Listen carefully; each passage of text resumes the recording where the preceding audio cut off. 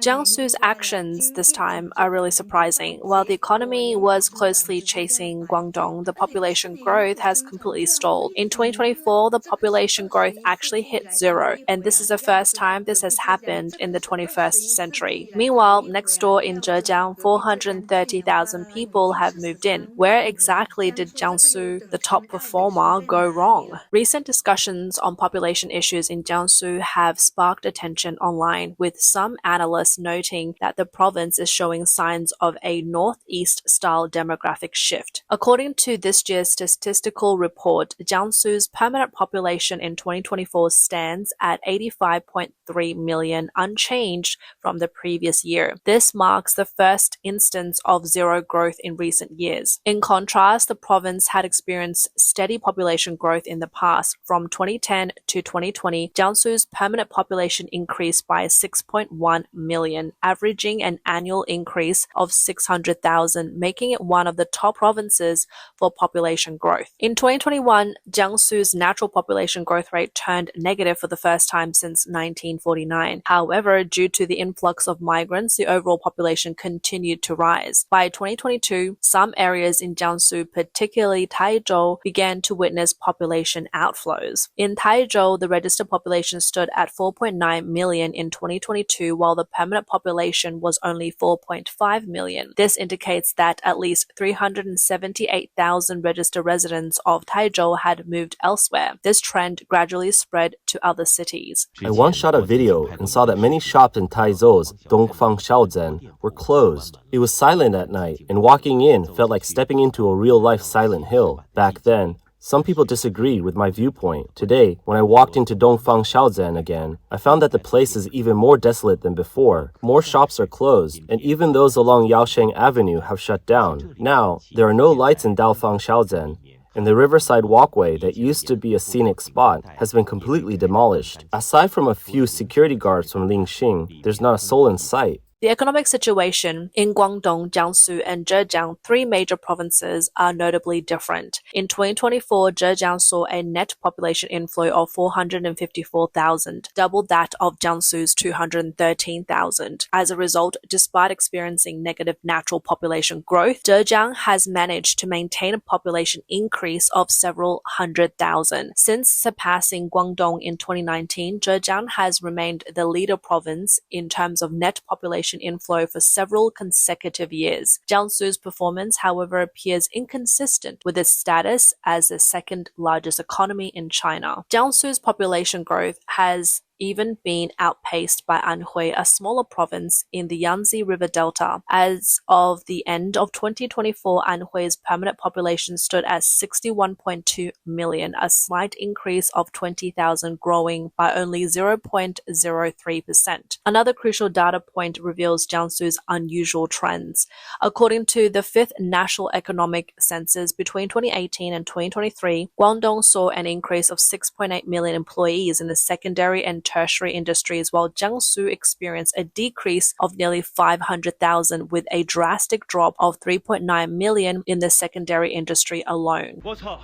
Have you noticed that the population in Suzhou is shrinking this year? China has a population of 1.4 billion, and 13 million people live in Suzhou. But now, there are almost no people on the streets.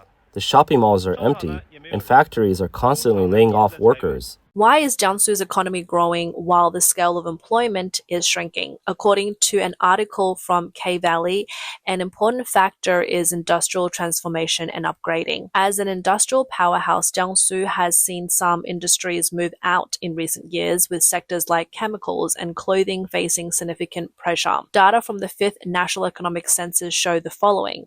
From 2018 to 2023, the Jiangsu's textile and apparel industry and chemical raw materials and products manufacturing employment decreased by 418,000, 282,000, and 166,000 respectively. Employment in the computer, communication, and other electronic equipment manufacturing industry also dropped by 97,000. The growth of employment in the metal products industry and petroleum, coal, and other fuel processing industry was limited, with a total increase of fewer than 50,000. In recent years, Jiangsu has focused on developing developing industries such as new energy, new materials, and equipment manufacturing. While these sectors have significantly contributed to the economic data, the demand for workers is relatively low as most factories have adopted smart manufacturing.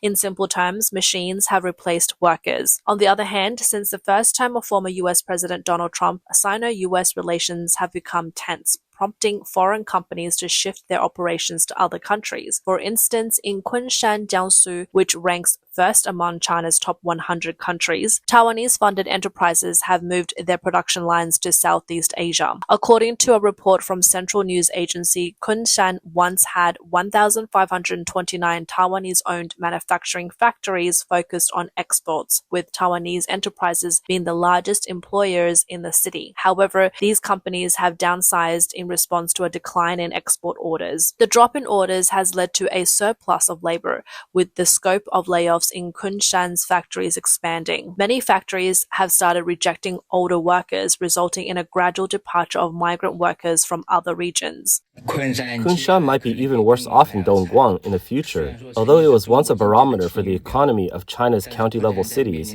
Kunshan is now facing industrial transformation challenges. The large-scale relocation of intensive factories has caused the city's industrial chain to collapse rapidly, plunging the economy into a downturn, and causing an exodus of migrant workers. A fellow from Zonghua Garden and Fengjing Yuan told me that at least 300,000 people have left Kunshan this year. In fact, over the past decade, Jiangsu has been less attractive to migrants compared to Guangdong and Zhejiang. According to the 7th National Population Census data, Guangdong and Zhejiang have a foreign migrant population of 29.6 million and 16.2 million, accounting for 23.5% and 25.1% of their total populations, respectively. In contrast, Jiangsu only has 10.3 million migrants, accounting for just 12.2%. A report from Sina Finance mentions that for decades, Guangdong has created a prominent slogan, "From east to west, north to south, wealth flows to Guangdong," welcoming migrants from other regions. In recent years, Zhejiang's Come to Zhejiang campaign has also gained recognition with the removal of residency restrictions. Meanwhile, Jiangsu has been relatively more reserved in its approach. Beyond population outflow, Jiangsu's population issue mainly stems from stagnation or even negative natural growth. Public data shows that in 2024, the province saw 426,000 births and 639,000 deaths, resulting in a natural population decrease of 213,000. The birth rate was 5%, the death rate was 7.5%, and the natural population growth rate was negative 2.5%. At 5%, Jiangsu's birth rate is significantly lower than the national average of 6.8%. Among all provinces, Jiangsu's rate is only higher than that of Shanghai, Tianjin, and the 3 northeastern provinces. In other words, although Jiangsu experienced a net inflow of 230,000 people last year, the large natural decrease in population completely offset this growth. According to an analysis from the financial media outlet K-Valley, some have used the term Northeast style to describe population issues in certain regions. In China, the aging population and declining birth rates in former industrial hubs are the most severe. However, when looking at Jiangsu today, its population situation is essentially a similar case to the northeastern provinces. As the capital of Jiangsu, Nanjing, often referred to as Huijing, the capital of Anhui, spans across both Jiangsu and Anhui provinces and has historically been a major population attraction. However, in recent years, Nanjing has consistently lagged behind Hefei. A report from Sina Finance states that while the gap may seem small, Nanjing has not been able to overcome it. In the Yangtze River Delta region, Nanjing, once the 4th largest city by population, has now been overtaken by cities such as Hefei, Ningbo, and even Wenzhou. Over the past 5 years, Hefei's population has grown by a total of 840,000, with the highest increase in a single year reaching 216,000. In contrast, during the same period, Nanjing only saw an increase of 295,000, with the highest growth in a single year at just 100,000. As of the end of 2024, Nanjing's permanent population stands at 9.6 million. Based on the average growth rate in recent years, it will take Nanjing Nanjing at least 5 to 10 more years to break the 10 million population mark, making it difficult to achieve the goal of reaching a permanent population of 10 million by the end of the 14th five-year plan. Whether it is Nanjing or other cities, Jiangsu's overall population, if it continues on this trend, may experience negative population growth as early as next year. To make matters worse, once negative population growth occurs, key cities will face even greater pressure to increase their population. Jiangsu's urbanization rate has long been higher than the national average. By the end of 2024, Jiangsu's urbanization rate for its permanent population reaches 75.5%, while the national average was 67%. Although an increase in urbanization is a sign of social progress, it is also one of the factors contributing to the declining birth rate. Why is Jiangsu heading towards a northeast-style situation? There are likely two main reasons. One reason is that Jiangsu is aging rapidly. Among all provinces in China, Jiangsu has experienced the earliest, fastest, and most severe population aging. Currently, 24.5% of its permanent population is age 60 or older. According to the China Statistical Yearbook 2024, the number of people aged 65 and above in Jiangsu is 15.7 million, accounting for 18.4% of the population, which is 3 percentage points higher than the national average, which is 15.4%. A report on the development of aging industries released last year revealed that all 13 cities in Jiangsu administered region have entered moderate aging.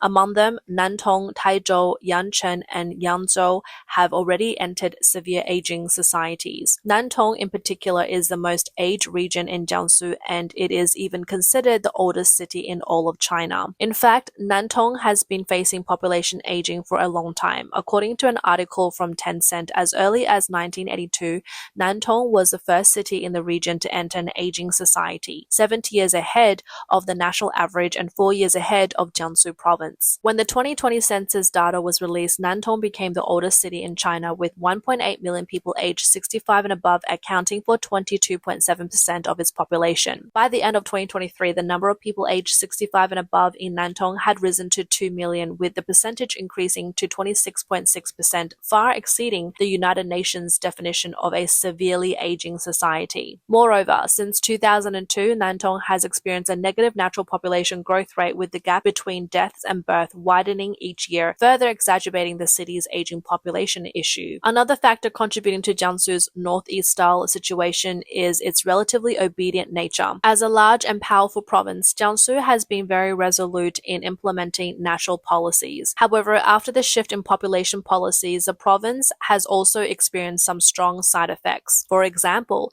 in Rudong County under Nantong, the percentage of people aged 60 and above has already reached 39.2%. A walk through the streets of the county seats reveal that the majority of people are elderly. In the past, Rudong County was considered a model county for family planning policies. As early as the 1960s, it became one of the first to pilot restrictive policies. In the 1970s, the maternity ward at Rudong's hospital were once overcrowded. By 2010, local primary and secondary schools struggled to recruit enough students and were forced to shut down many of their schools. As a result, when the population cycle reached its peak, Jiangsu felt the most significant impact. The current age-appropriate childbearing group is largely made up of the next generation born during the strict control period. According to an article from Sina Finance, it is not just Rudong, but the entire province of Jiangsu that face this issue. Decades of strict family planning policies have resulted in Jiangsu's birth rate consistently being lower than the national average. This has not only affected population growth at the time, but also continues to have repercussions decades later. The effects of past fertility policies are so profound that they are still influencing current birth rates, highlighting the significant generational forces behind population trends. Some analysts argue that Jiangsu's family planning policies were too successful. During the 1980s and 1990s, when the one-child policy was implemented nationwide, Jiangsu adhered to it more strictly than any textbook. Now, the first generation of only children has reached childbearing age, resulting in the 4-to-1 family structure: 4 grandparents, 2 parents, and 1 child. However, there is a problem. Many 90s and 2000 generation individuals who are the only child have already calculated that raising a child would mean taking on the cost of another apartment. Why would they want to have children? Although Jiangsu's economy is still relatively strong, no one wants to add the financial pressure to another mortgage. In addition to these two major factors, cases, some commentators believe that Jiangsu's low birth rate and reluctance to have children are also linked to the province's middle-class culture. The middle-class culture is more prevalent in Jiangsu, and with the stricter self-built housing policies,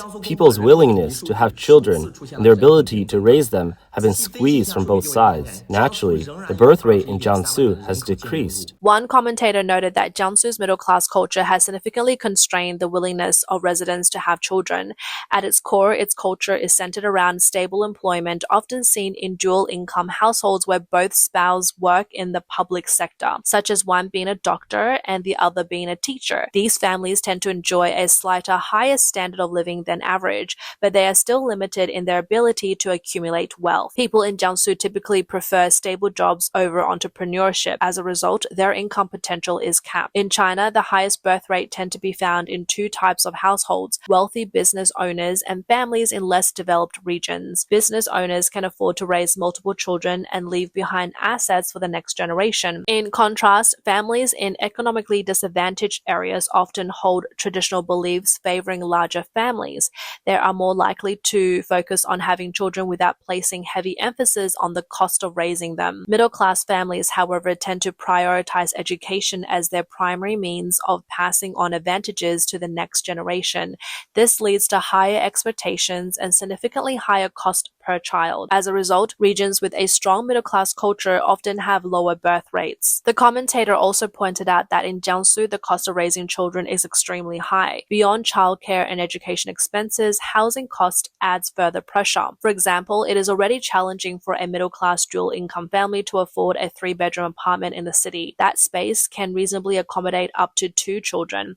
Having a third child would require a larger home, which becomes financially burdensome for many. With natural population growth difficult to achieve, Jiangsu has shifted its focus on attracting and retaining migrants as a way to stabilize its population base. Currently, apart from Nanjing and downtown Suzhou, all other prefecture-level cities in Jiangsu have completely removed household registration restrictions, allowing for zero-threshold residency across the province. However, this is still not enough. Nationwide, except for megacities, over 90% of cities no longer have residency restrictions, meaning that all regions now compete on the same playing field. When it comes to retaining university graduates, Nanjing, as the provincial capital, has always led with the highest number of universities. The proportion of university-educated residents stands at 26.1%. In other words, 1 in every 4 people in a university graduate, which should represent a strong talent pool for urban development. However, in reality, the retention rate of graduates after they leave university is dismally low. Analysts suggest that many higher education talents are moving to cities like Shanghai and Hangzhou, with Nanjing increasingly becoming a talent processing factory. This has led to a growing talent funnel effect, with many graduates leaving the city after completing their education. In terms of attracting talent, Jiangsu does not have a significant advantage, especially with Shanghai nearby. This is further complicated by the ongoing US-China trade war during Trump's second term, which has accelerated the departure of foreign investment, making it even more difficult for Jiangsu to attract incoming migrants. As an important foreign trade export hub in China, Jiangsu